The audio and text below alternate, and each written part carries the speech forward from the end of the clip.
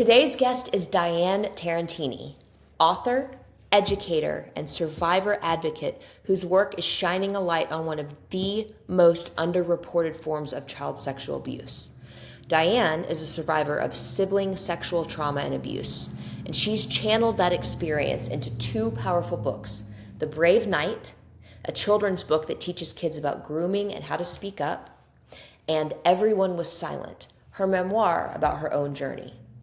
She also goes into middle and high schools across her state as a body safety educator, talking to students about consent, online safety, and human trafficking, and recently started sharing her own story in these assemblies.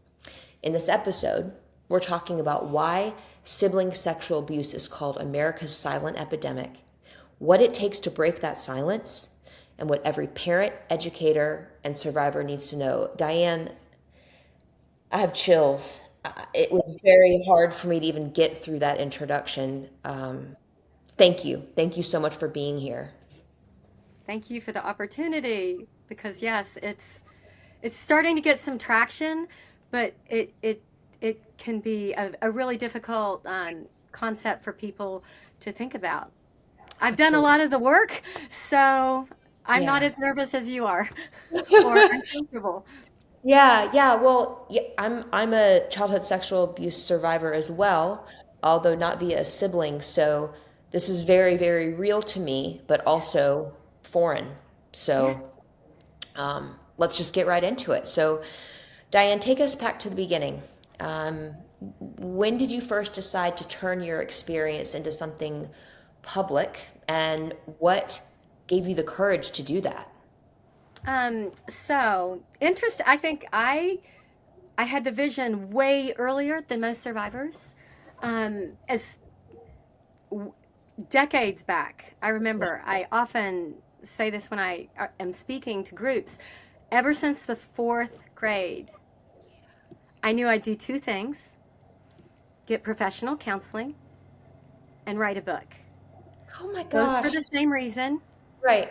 a challenging childhood. I believed even then, I knew my story was compelling Mhm. and that it could help somebody someday. And because I knew that, all along the way, I kept really good notes and evidence because when you write a memoir, they can come at you, even Yes. if it's true. But if I Mhm. had all the evidence, the emails, the counseling, the checks to the therapist, um, conversations with friends, my family physician, I had all of that. So I knew what I had to do. I was like, I was on a mission from God from fourth grade. Oh Um, my gosh, at age so 10, 10 years yeah, old, you had this wisdom. yes, yeah. I think I knew I'd need counseling because my mom lived with mental health issues, so she was in counseling a lot, and so I knew I would need that too. Um, Wow. so the thing is, when you look at um, child sexual abuse (CSA), there's lots of kinds. It's like an umbrella or like a geographical layers of the earth. So I'm a CSA survivor.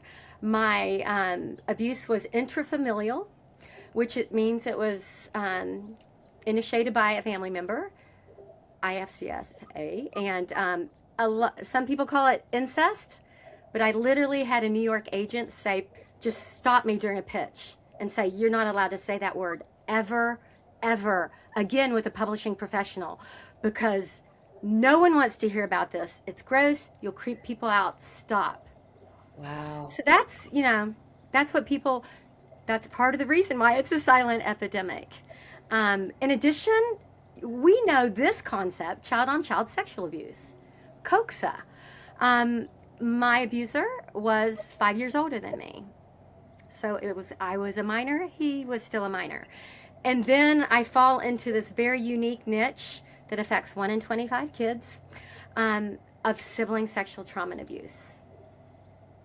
So these are all the things like when I like pitch to a conference, like these are all the things I can talk about. I've lived them and I've deeply researched them. So that's where I am today. Wow, Diane. Wow. So you alluded to this, the silent epidemic, and your memoir, Everyone Was Silent.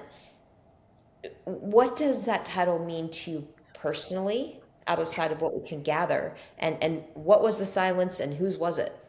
Yes. So originally, for years, it took, I started the book in 2009. I published it in 2024. But I always thought, um, I worked with one editor and came up with the title Butterfly Dust. Do you remember the myth when we were little? Like if you touch a butterfly's wings, the dust will come off and they'll never be able to fly again. Is that not Um, true? I don't know. I mean, I did look it up, and I don't think it like makes them unable to fly, but Okay, good. it can disturb their location, like their Your navigation. sensors, Yeah. yeah. Hmm. Yes. But then during the pandemic, I was Zooming with an acquisitions editor, and she said, "Do you know what I thought the whole time I was reading your manuscript?" I'm like, "Do tell." And she said, "Everyone was silent." And it was one of those moments in life when everything changes. Yep. And I was like, Yep. you just renamed my book.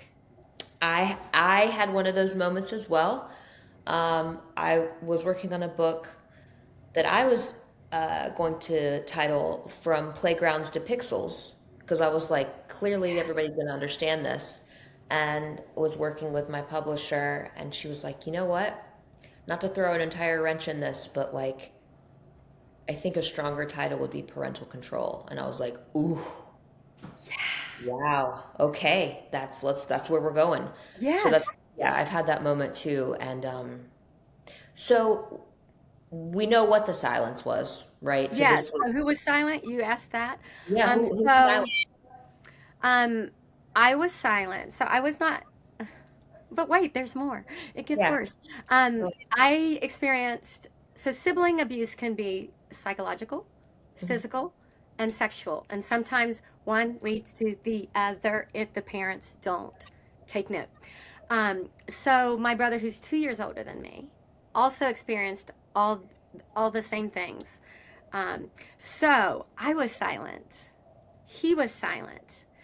I disclosed 3 times um, without really solid results. Um, so my parents were silent. You know, they didn't get me help. They didn't get my other brother who was harmed help. They didn't get the child who harmed help. But then, oh my goodness, as the story goes on, and at one point I have to interview my mother's sister, and she's a psych nurse, and through her, a psychiatric nurse, through her I found out that it goes farther back. The Hmm. harm goes farther back, and so I have my mother's generation and her mother's generation. Um, yeah, yeah, it's a generational curse, as some people call it. So there was just a lot of silence, and there was a lot. I mean, there was a lot of family dysfunction, which can be a thing, or sometimes it happens in picture perfect families. There's no respecter of demographics or finances or what have you. But yeah, whole lot of silence, and that's what this acquisitions editor recognized from the story. And it's like you read my mind because I'm thinking the relative that abused you and your sibling, or the sibling that abused you and your sibling, were they abused? Was it a learned behavior?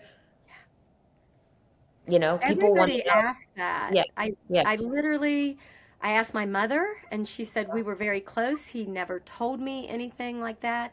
I asked my oldest brother, and he said not that I know of. Um, I've read both. There was a study that looked at a small group of pedophiles, and only 10% of them experienced sexual harm. Wow. That was just one tiny study, so Right, right. don't jump. Yeah, don't. Yeah. But we know now. T- my harm was like 50 years ago. But guess what was part of the picture 50 years ago? Pornography. but it was paper. Right. So there's more than there's. I did towards the end of my book. I just started doing research, and there's all kinds of research on what happens when a child comes into a phase of their life where they're experiencing sexual curiosity. So sometimes, yeah, like in 50% of the cases, I believe, of SSTA, it is a child has experienced sexual harm themselves, and they're acting out. They're repeating the awful cycle. So on this interview today, we're not necessarily going to be able to reveal to everybody the why behind Yes. why does an abuser decide to abuse? What is the cause? But what I hope to remind everybody today is that it is happening, and it can happen to the best of families, the wealthiest, the most conservative, the church going, the well educated. Beds are made, there's no dust on the floor. Everybody says their prayer before dinner. Like, you know what I mean? There's just, it can happen to any family. And that's what's hard too to grasp as a human who doesn't understand why anybody hurts anybody else, to also understand that it happens. There is what I call evil in this world. Just like there's Yes. wonderful things in the world, there are very bad things in the world too. And we don't know why they happen, but they happen, and we have to fight them. Yes. Agreed. You discovered Brad Watt's book, Sibling Sexual Abuse, A Guide for Confronting America's Silent Epidemic. After writing your own manuscript, and you described them as almost companion texts. So what Yes. was that moment like to find that someone else had been mapping the same territory? So I've read this book 3 different times. One, like while I was writing the memoir. He specializes in this. Wow. He counsels the child who's harmed, the child who caused harm, the parents. He helps people make the decision, like, should the child be removed from the home, Right. either to residential care or kinship care. I personally, my opinion, I believe for the sake of the child who was harmed, it's ideal for their feelings of safety Yes. that the child who has harmed them be taken away for a period of time. But I know there was an article in the New Yorker magazine where they talked about a family that had a huge house. And mom lived up with 3 kids, and dad lived downstairs with a child who they made it work. Every family is going to be different. Yes.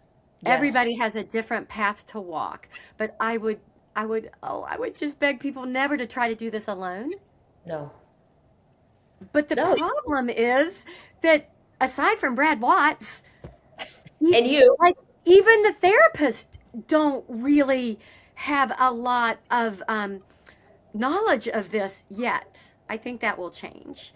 But It has yeah. to. Yes, So there's stigma and shame, but you're not going to fix it if you don't talk about it. yeah. So as he's saying, like, your parents might do this. And I'm like, yes, they did. Your sibling might do this. Well, yes, he did. Like, everything sounded familiar. It's like he had a camera in my house. Oh, wow. I call it like my Bible. So many people will reach out on social media, as I'm sure they do to you, at either writing conferences or child safety conferences. They'll come up and disclose. And I'm just like, this is your first step. Read this book. Or someone will say, it's happening to my sister-in-law. What do I tell her? I'm like, tell her to get this book. And now my book. Yeah. But yeah, I'm so grateful because I know a number of people that went through this like 10 years ago. There was nothing. There would be no result if you Googled, one of my children is touching another in a sexual manner. What do I do? Like, nothing would show up. And there's more now, but I can't imagine being the parent. I literally told a founder of the organization that deals with this and she's a parent. I'm like, as hard as my experience was, I can't imagine being you. To create two children and have one harm another in this way. Oh, And Diane. Brad talks about that. Like, Yeah. parents will frame it as before disclosure and after disclosure. It's an earthquake event. It can be like a death in the family. 100%. Yeah. And you're reminding me of a lot of things that I've kind of buried, but one of which was that I was afraid to share my story because I didn't want to hurt my mom and dad. I didn't want 100. them, yeah, I didn't want them to feel like they let me down or failed as parents because they did not. That wasn't their fault. And yeah, so let's talk about the Brave Knight. Yes, I love How, this. how do you explain something as complex as grooming to a child in a way that empowers rather than frightens? So, the nonprofit that sends me into schools with a co-presenter to talk about all these things, um, about 6 months into my training, the founder said, "You're a writer. I have an MFA in creative nonfiction. Could you write a book, which in a non-threatening, try to do that in a Yeah. non-threatening way, teaches kids what grooming looks like, sounds like, feels like." Yeah. Um, And you have to do it when you're writing children's books, you have to do it in a way that will not freak out the parent, the caregiver, the grandparent, the educator. Yep. So we had a creative meeting because their shield task force, they wanted a shield. We thought shields sound like knights and castles and Yeah. dragons. So then we had our villain, this is a bit of a spoiler, is a dragon. And we, because so many books, the boy's a hero, we wanted a girl hero. And the Brave Knight, in story structure, there's often a guide, someone who comes alongside your main character and kind of helps them find their way and achieve what they're wanting. So I went to bed. That was on a Tuesday night that we had like the shield. We want a shield in the book meeting, and on Saturday morning, I woke up and the story was 100% in my brain. Oh, And I went to my desk and typed it out. I didn't have to plot and plan and character develop. I didn't have to do anything that fiction writers have to do. And I've often said, it feels like I, I was given this book to steward it, just to hold its hand as it walks through the world. But I knew from my experience and research that the things that groomers do. So they're going to give a child attention because a child's going to want attention. yep. They're going to be a friend, and how cool is an older friend? Um, Yeah.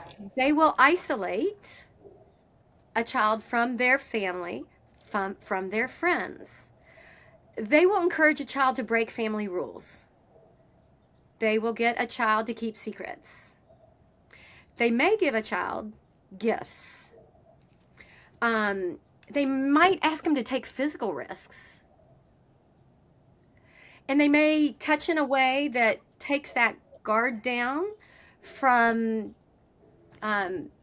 I've had the stranger danger talk or whatever, and and it's just this gradual frog in boiling water, that they're savvy. And what is so interesting is that, like, if I'm 9, 10, 11, 12, 13, 14, the person causing me harm is 14, I don't think anybody taught him. There's like, in some individuals, it's intuitive. They know how to do the thing. I'll give you one spoiler, and this, I hope this doesn't make you cry. Too late. When my brother, who was also harmed, had a job that required him to type really fast. So he would type these emails that were thousands of words. And I went and poured through them when I was applying developmental edits. And there was this story. Listen to this. He said, our brother said, if you do this with me, we can go play flashlight tag. That is the baby version of grooming. Because people are like, how do kids groom? I'm like that? Like, I'll give you my popsicle? Like, it's just same activity, different language, different bribes. Oh, wow, Diane. Oh, wait. Yes. Yes. Go ahead. No, you go ahead. So another nonprofit heard about the book Yeah. and said, if you finish this thing really fast, I want to buy 7,000 copies. That's where I was going. 7,000 copies Yeah. went to foster kids in your state through a Yes. nonprofit. So it was during the pandemic, and this particular nonprofit Oh, wow. would go into schools prior to the pandemic, and I volunteered with them. We would set up tables, and we would have signs that said, I'm listening. And any child could come up and tell us anything.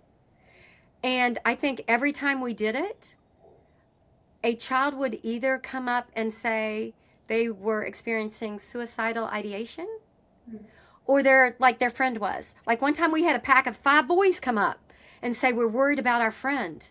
I mean, the teens of America are not okay, and you know this, right? You know it. This is your work. I know. This is like Bark finds them. I know. They can find the language in the texting. So once the pandemic hit, we couldn't go in and just love on these kids and let them tell us anything, and then mandatory report when necessary. So this nonprofit founder said, I'm going to send in emotional health resources in colorful sling bags. And because I'm a wordsmith, she goes, can you name them? Can you give them a name? And I thought on it. I was like, I've got the name. We're going to call them love packs. Remember the B-52 song? Oh, yeah. Love Shack? That's where the love packs came from. Nice. So I knew the statistic, and this is probably why she asked for my book. There is a study out of Johns Hopkins University that says if a foster child is placed into a foster family, they are 4 times more likely to experience child sexual abuse. Not to say it's the foster parents. It could be anybody. It's just how the statistic is. Yes. But if they're in a group home, say a foster home, it's 20 times the risk. I think it's 28, but I didn't look it up right before I got on. So it's giant. So we knew if we have a book that tells a kid how to identify it and then how to use their voice to reach out to a safe adult, that could have an enormous effect for good.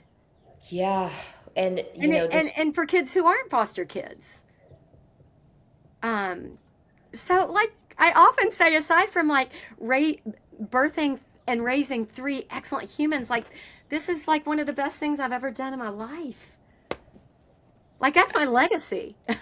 It's amazing. And yeah, in the fight against human trafficking, foster youth are also more susceptible to be pulled into that. And it's just we need to not only highlight interfamilial CSA, but also the foster youth in particular, how vulnerable they are to I agree to these things. I want to go back to something you touched on and we didn't really give our audience an answer to, and we might not be able to, but what is a parent to do? For any parent who maybe is living with the shame and guilt of knowing that this might be happening in their family and not knowing what to do, what would we tell them to do? Is that something? So I've got like 3 resources I can give you right now. So they would get the Brad Watts book immediately. If it's happening to you, or if anyone has ever said, I think my kids are fooling around, what the heck do I do? Like that would be a book. There is an organization that's called 5waves.org. Okay. Um, it's three women who were moms, and it happened in their house. And there's Wow. two survivors that they were the child who was harmed. Mm. And they have two websites, fivewaves.org and also siblingsexualharm.com. And there are dozens of, like, if you're a parent and your kids are doing this, do this. They Oh, have what's called a decision tree. Like, if there's been a disclosure and one child is suddenly um, talking the language of suicide completion, dial 98, call 911 and 988. So Five Waves is super, super valuable for that. And then I believe you're friends with Kimberly King. yes. Yes. She and I worked for a year on an online course called Raising Safe Siblings. Yes. And it's just a compilation of all the lived experience, the stories, what we know from the literature, from the Brad Watts book. We have an entire module on if this happens in your home. So, yeah, that's like 10 years, 5 years ago, these resources didn't exist. Oh my I gosh. think Five Waves happened in 2019, maybe 2020. Everything is so new. Wow. Um, yeah. Wow. That's wild, but just like I feel about Bark, I hate that we have to exist, but I'm so grateful that we do. Yes. Same with your work, Kimberly's work, Five Waves. Um, Team, let's make sure to link to every single resource that we Yes. have talked about today to help those who might not know where to turn because I couldn't imagine. I couldn't imagine being a parent and having to deal with this. Yes. Um, COXA, or child on child Yeah. sexual abuse, Yeah. which we're going to be posting these clips online. It's going to be really interesting to see how certain algorithms prevent our content from being seen because of what we're talking about, even though we're trying to educate. That Yes. said, COXA, child on child sexual abuse, is one of Yes. the fastest growing categories of CSA. And most of the people have never heard the term, myself included. I'm in this space. So, why do you think that has stayed invisible for so long? I've got a couple of theories. For starters, like in the UK, they're about 20 years ahead of us when it Mhm. comes to child sexual abuse prevention and Wow. especially SSTA. And there's a researcher over there, and his name is Peter Yates. And he said, I have to tell you that one of the obstacles in this work is that grown-ups can't wrap their heads around a child harming another child sexually, Yeah. because we don't want to think about someone under like 16 having sexual thoughts. Yep. Um, when I first started doing body safety work, the number was 40%. 40% of all CSA incidents are initiated by a child. That's stunning. But it gets worse, Tatiana. I was sitting in the virtual pandemic version of Darkness to Light, Mm. their Envision conference, and three times I heard a different number. And you know this. I don't know that everybody else knows it, but I thought they were wrong. But the number that they kept talking was as much as 70%. And because that was my experience, child on child sexual abuse, I called up Shield Task Force and said, how did this happen? I was like, I have a theory. And they're like, what's your theory, Diane? I'm like, it's all the sexting they're doing. And they're like, because that's what I thought. Kids are being naughty. They're Right. maturing earlier. And this is why. And she goes, that's a good thought, but it's not what we're seeing in the research. We think it all goes back to pornography. Mhm. So I instantly, because I'm a blogger and my first degree was journalism, I started to write a "What is driving child on child sexual abuse" blog post, and it turned into three. And I was so many surprises. Why do kids look at pornography? It's not because it's not necessarily, it can be because they're feeling all the feels. But actually, It's because they're curious about um, sexuality. They do want to see what a person looks like without their clothes on. They want to know what people do when they don't have their clothes on. They want to know like what sounds like something they would enjoy. What do they definitely want to avoid? Um, your child is going to learn about sex 3 different ways: from parents, peers, or pornography. Mm, What do you want the source to be for your child? right. Team, So let's clip that. that's That is what we all need to be facing. the parents are afraid to talk about it, and the schools are afraid to talk about it. Hmm. There's some programs, age appropriate programs that are starting to pop up where you can like Zoom in a group of parents and learn how to do this. But we have to do it with full 50-year-old blushing happening. We just Yeah, have to do it. I get it. Oh my gosh. Um, so let's see. Yeah, another thing we come up against with COXA, COXA, SSTA is parents think it's normal developmental curiosity. Mm, It isn't. This is especially when you have a younger person involved or younger people involved, and that's just not it. And that is like that's a podcast episode for another day. okay. Um, Yeah, I have but some with questions. sibling sexual trauma and abuse, one way you know it's not curiosity is SSTA tends to last for years. I have a Okay. couple people, a couple of peer friends where it just happened once and it was devastating. But like mine, when I do the math, it was probably over a decade, which is very unfortunate, but I'm not alone. Yeah. Um, so when it's intrafamilial, another reason why we don't know about like the intrafamilial, a lot of it is cousins. A lot of people come up and they think that siblings are the same as cousins. It's actually not the same thing because a cousin goes home at the end of the day, the weekend, or the vacation. When it's sibling sexual trauma and abuse, you're sitting across a dinner table from the person who's harming you every single night for years. But regardless of who the relation is, grandpa, cousin, sibling, half brother, adopted sister, blended family, um, they know if they tell. You know if you tell. The kids I talk to in schools, that's their fear. My world will implode. And they're not wrong. Like my co-presenter, she's so good to them. You can't blue sky a kid and tell them everything. If you disclose, it'll stop and everything will be perfect and your childhood will be unicorns and cupcakes. You cannot, do not do that to a child. So she will say, I'm going to tell you one thing, kids. Things might get worse before they get better. Oh, They might get worse before they get better. But you're taking the first step to stopping it. You're taking the first step to getting yourself help. And it matters to, like, I didn't hate my brother. I hated what he was doing.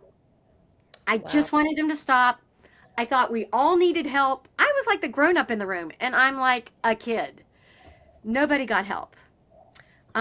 But that's another reason why it's really quiet because in, intrafamilial, when it's a family member, there's much less disclosure.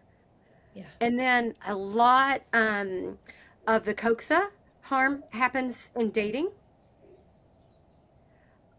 And kids don't understand if your partner is not super enthusiastic, that's a lack of consent. And not to mention, everybody's a minor here. This is very complicated. This could be a legal issue, although some states have Romeo and Juliet laws, which are softer on kids. But yeah, if it's a boy, yeah, a kid isn't going to disclose if a boyfriend did something that very much felt like date rape. It's the silence. It's the silence. It is. It is. And just in this conversation with you, things are flooding to the surface of my memory of like, wow, wow, that's what that was. And Aw. it's just like, it's so underreported. You describe the moment in school assemblies when you tell 300 students that your abuser was your older brother, and you Yeah. hear an audible Yes. reaction. I And then, mean, it's even physical. It just pushes you back. It's like being at a concert. So a lot of schools we go back to every year, and I'm like, I got to be like fresh and have something new and different to right. say. Yeah. And then I'd been asked to be on the advisory board at Five Ways, and I knew the statistic: 1 in 25 kids will experience sibling sexual trauma and abuse. I know when I look at 300 kids, there's a dozen people in the room, including me, that, and here's the thing, this is what makes it complicated. Some of them are going to be the kids who were harmed, some of them are going to be the kids who are harming. Yes. Oof. So I just decided a year ago, you guys saw me last year. Now I'm going to tell you the rest of the story. I was vague booking, I didn't tell everything, but I told a lot. And then that first time, I said the person who sexually abused me when I was a little tiny person was my older brother. And they're like squealing and groaning and making like barfing, you know, yeah, looking at each other. They were just mortified. And at first I was shocked. I didn't expect that. I thought Right. like maybe they'd be a little bit more better behaved. But then I was like, oh my goodness, they're kids and they know it's wrong. Mm-hmm. It just was so validating for like it in like the language of healing. We talk about the inner child, Mm-hmm. like little Tatiana, little Diane. It was just like they get it. It, They understand my grown-ups. I told them this and they did nothing. And these kids, they are responding more emotionally than my parents did. And that's why I know it's important for them to know. Um, Kimberly and I Zoomed with Johns Hopkins, and they had developed a youth with harmful sexual behavior curriculum. hmm. And they're like, this is what we need kids to know. And this Wow. is what I sometimes say in the body safety assemblies. It's really important to know when you interact with someone sexually and it's a negative experience for that person, you may have a lifetime negative effect on them. I don't know if this is your circumstance. I don't think a day goes by I don't think of my experience. That hypervigilance, I can't sleep. If I hear my cats walking up the stairs, I'm awake thinking, flashing back to childhood. Do people even understand how much it hurts your mind, body, and soul to go through sexual harm one time or hundreds? So I was like, that's something I can teach the kids. Right. If you're tempted to push a peer and they're like acting like they don't want it, can you take a second to say, do I want to mess them up for the rest of their life? This is heavy stuff. I realize this is heavy stuff. I'm not always this heavy with kids, but I want them to know if it's happened to you, you need counseling. Well, and if we don't talk about the heavy stuff, we are going to perpetuate the silence. Yes. So we got to talk about it. We have Yes. to talk about it. Yes. Right. What do you want survivors of sibling sexual abuse to hear from this episode, especially the ones who have never told anybody? Outside from it may get worse before it gets better. Yeah. But when you said that, I was thinking, but it's not going to get better until you do something, say something. You've probably heard this statistic, but I learned it 2 years ago. The average age at which a person will disclose that they had an experience of child sexual abuse, the average age that they will tell another human this is 52 years old. Diane, I have You not didn't heard know that. that? Wow. It's often like you found your soulmate. You're on a girls' weekend and you and somebody are just like really Next. drinking wine and just sharing deeply. It can be when your abuser dies. The person who caused me harm is on the other side of the world. Like when that journey to the other side of the world happened, like it really helped me. But the one thing that I want to urge people, if you've never told someone, is a weight comes off of you. Mm. When Mm. you're not walking through life carrying your ball and chain, when someone has their hand under your ball and chain with you, you're like 20-pound kettlebell. It it's just I can't tell you, like the first time I disclosed was to my family physician because I was a very angry mother. I wasn't hitting, but I was yelling. And I didn't want my kids to, finish their life remembering me as a mean mommy. Oh, wow. So I disclosed to him, and he gave me like 3 rounds of antidepressants. And then he said, is there something else I need to know? Because antidepressants are often just a band aid for a deeper wound. And he was so far ahead of his time. Like you can take antidepressants till you die, but you won't fix the problem. I think everybody needs talk therapy. Again, that's my opinion. But disclose to someone, please get counseling, Yes. um, because you need that professional help.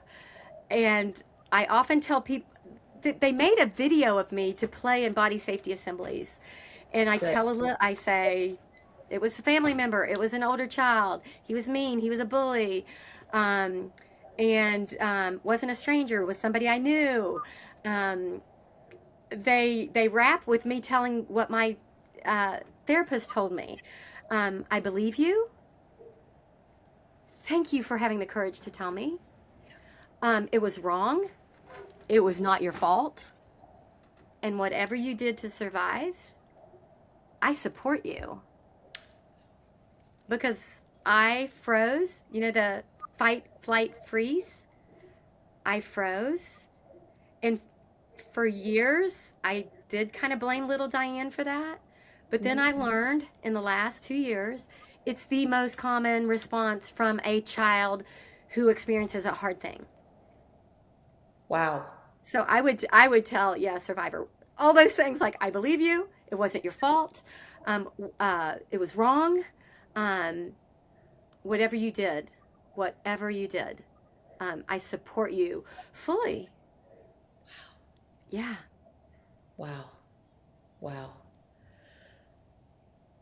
So, any parent listening to this right now and thinks, I need to talk to my kids about this, whether they think something might be happening or they just want to say, hey, I just heard about this terrible thing that is happening a lot more than I thought to children. Where do they start? Okay. So Kimberly and I always have a running list of child safe parenting tips. And we both land in the same spot on the top number one protective factor. Hmm. I believe um, the greatest way to protect your child from hard things of any nature is conversation. Frequently, daily, hopefully on a deep level. Mm. They have to understand I will not get in trouble if I tell the truth. Mm. There is no such thing as a dumb question. Wow. Um, if I don't know the answer, baby, I'll get it for you. Or we can Yeah. sit down and Google together. Like, Yeah. um, when you do these things, when you listen to your child, when you show interest in their life, um, you are building relational intimacy and closeness. Yes. And like one of my little buzz phrases is if a child feels close to you, someday they may disclose to you. Yes. Yeah, it goes back to your So, I'm listening sign. say again.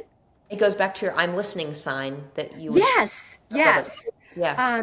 But I developed two questions. These were actually, I was in an international Zoom and someone used these in a PowerPoint and credited me. And then, Great.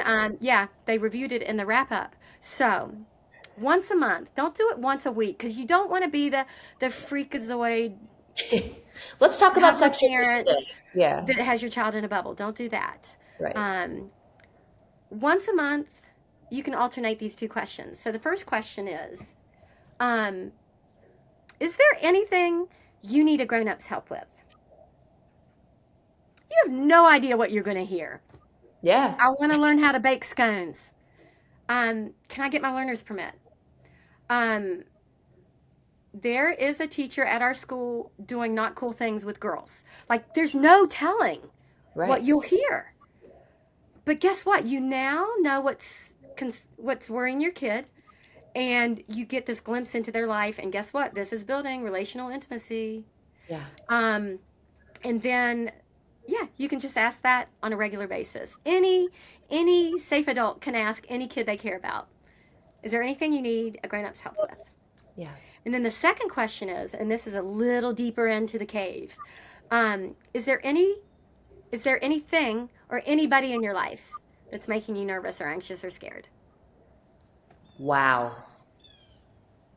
So you've leveled up to it could be a human. Yeah. And if you just keep you keep depositing into the bank of trust. Mm-hmm.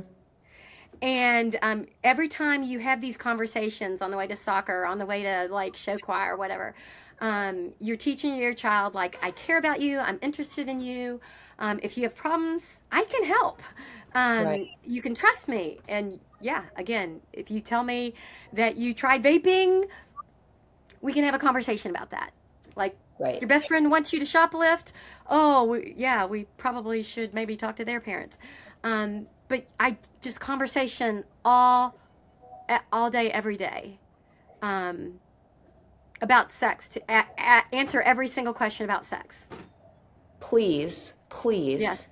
Because you want them to come to you and not ChatGPT or Google or Snapchat My AI or their peers. Right. Like, Right. you know, you got to talk Yes. about it. Yes. So you have a third book on the way, and without giving away too much information, what can you share about it? So I was it's always funny how many books do you have out now? 2. 2. Every time you finish a book and it launches, you think that's the last, or maybe you don't. Never again. You might Like, know you have tons, but you always Never. think like, this is a lot of work. It's the last one. So Yeah. I thought possibly, I love my 2 books. But then I had a knowing that I have to create a book that does for sibling abuse, psychological, physical, sexual, what The Brave Knight did for grooming. Just presents in a non-threatening, super safe way. With The Brave Knight, I believe kids will experience one of 2 ways. That dragon turned out to be a bad friend, or I have a dragon in my life. So with this book, that sibling, what a bully, what a meanie.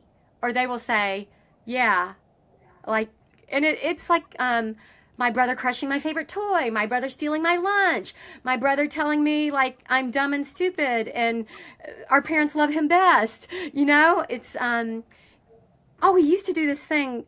I think a lot of siblings do this. They grab your hand and they smack you in the face. Yes. Yeah, so that happens in the book. So yeah, I just have all the scenes of all the mean things my sibling did to me.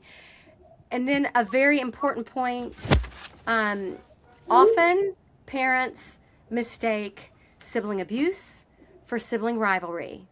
So this is a pro tip outside of the online course. When it's sibling abuse, the child who is causing harm wants to intimidate and dominate their sibling in every way possible. Hmm. And they also want to lift themselves up by squashing the sibling down. Hmm. And it doesn't make the child who's harmed stronger. It doesn't like develop their ability to be an adult in the world. It doesn't accomplish good things. So Yeah. that's like the most important thing is watch your kid's behavior. If one sibling says, please, please, please, don't let him babysit us, don't let her babysit us. Like if one child is afraid of another, I can pretty much guarantee you've got a sibling abuse situation. Might just be physical, might just be like psychological. Like my brother said, you're fat, you're dumb, no one will ever love you, you'll turn out just like our mom. Like this, like siblings can be super Brutal. mean. Yeah. Yeah. So those are some red flags to look for, as Kimberly King would say. Yeah. So I'm already following you on Instagram at Writing Same. Diane T. Yes. So everybody listening to this, if you're on Instagram, I would definitely give Diane a follow.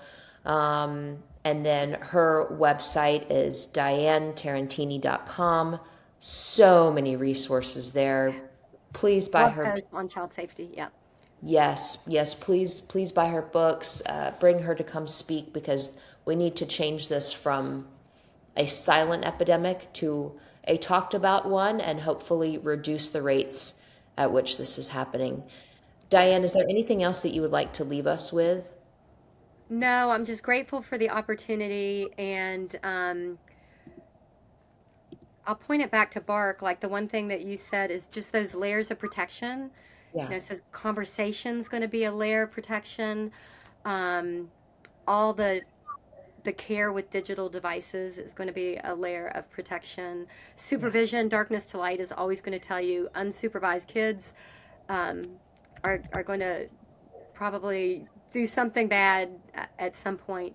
But just pay attention and do all the things that you can. yeah. Yeah. Pick your favorite child safety content creators and follow them because we're always learning the latest harm, the latest way to mitigate the harm. So, yeah. Yeah. Wow. Yes. Diane, this has been probably one of the hardest episodes we have ever filmed, and arguably also one of the most important, hoping to stop the abuse that we know is happening. So thank you so much for all that you do.